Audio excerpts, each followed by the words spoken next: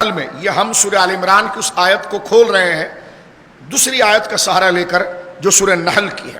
فرمایا واللہ فضل بعضکم علی بعض فی الرزق. سورہ نحل آیت نمبر 71 اللہ فرما رہا واللہ فضل بعضکم علی بعض فی الرزق، اور اللہ نے ہی تم میں بعض کو بعض میں رزق دے کر فضیلت دی ہے. کسی کو کم ملا کسی کو زیادہ ملا. فرمایا واللہ فضل بعضکم علی بعض فی الرزق، اور اللہ نے تم میں سے بعض کو بعض پر رزق میں فضیلت دی ہے. یہاں پر علماء نے اس کی تفسیر میں لکھا ہے کہ اگر کوئی شخص مالدار ہے یا اس کے پاس مال آ گیا ہے تو یہ اس کی عقل کا کمال نہیں ہے کہ وہ بزنس کو بہت اچھی طرح سمجھتا ہے، بڑا اچھا بیپاری ہے. یہ سب فضول باتیں ہیں. اللہ فرماتا ہے یہ ہمارا فضل ہوتا ہے تو ہم ترقی دیتے ہیں. اس میں عقل کا کوئی دخل نہیں ہے، اس میں سمجھداری نہیں ہے. بڑے بڑے سمجھدار لوگ، بڑے بڑے بیپاری جن کی عقل کچھ نہیں ہوتی وہ ان کے غلام ہوتے ہیں. حضرت رحمان بابا رحمۃ اللہ تعالی علیہ جن کا مزار شریف پشاور کے اندر ہے اور بہت بڑے اللہ کے ولی گزرے ہیں، ان کا ایک پشتوں کا بڑا مبارک شعر تھا کہ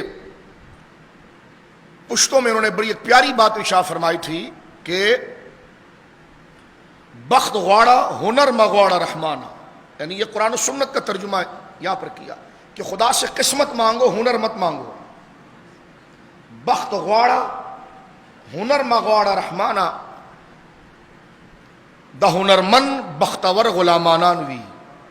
کہتے ایسا دیکھا گیا ہے کہ بڑے بڑے ہنر مند قسمت والوں کے غلام ہوتے ہیں، اور یقیناً یہ دیکھا گیا ہے کہ جو بیپاری یا تاجر ہوتے ہیں ان کی وہ ذہانت نہیں ہوتی جو ان کی مینیجر کی ہوتی ہے اور جو مینج سنبھالنے والے کی ہوتی ہے. تو اللہ نے یہاں فرمایا کہ واللہ فضل بعضکم علی بعض فی الرزق.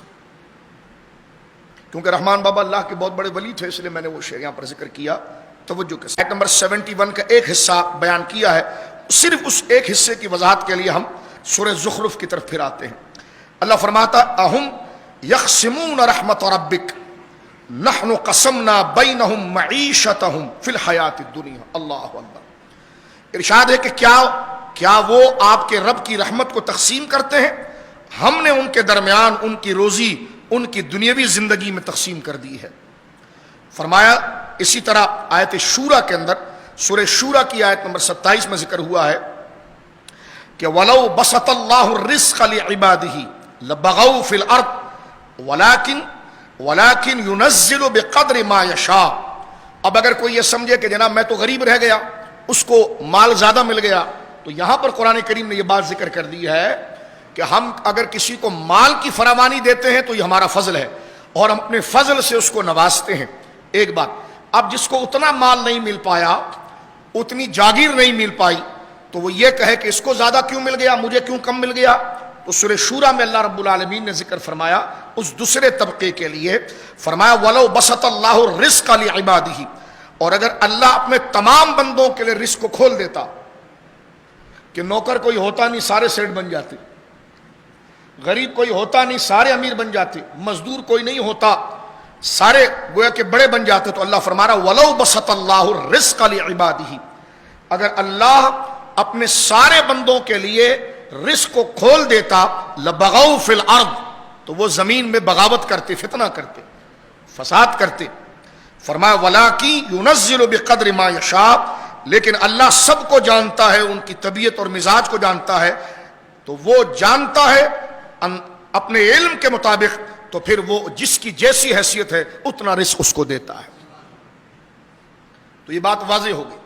جس کو مال کی فراوانی کم ملی یہ اس کے لیے بہتر تھا، ورنہ وہ باغی اور فسادی ہو جاتا. لہذا وہ صبر کرے اور اجر کو پائے. اور جس کو زیادہ دیا ہے تو وہ اس پر اپنی عقل اپنی کاروباری مہارت پر غور نہ کرے، خدا کا شکر ادا کرے، اور جو اس کے مصارف ہیں، جو اس کے ساتھ جڑے ہوئے لوگ ہیں، اس کے مزدور ہیں، اس کے اعزاء اقارب ہیں، غرباء ہیں، مساکین ہیں، یتامہ ہیں، ان کے ساتھ وہ مصارف کو خرچ کرے. اس سے خدا اس کے بارے میں پوچھے گا کہ تو نے مال کہاں خرچ کیا، کس طرح دیا جب ہم نے اپنے فضل سے تجھے دیا تھا.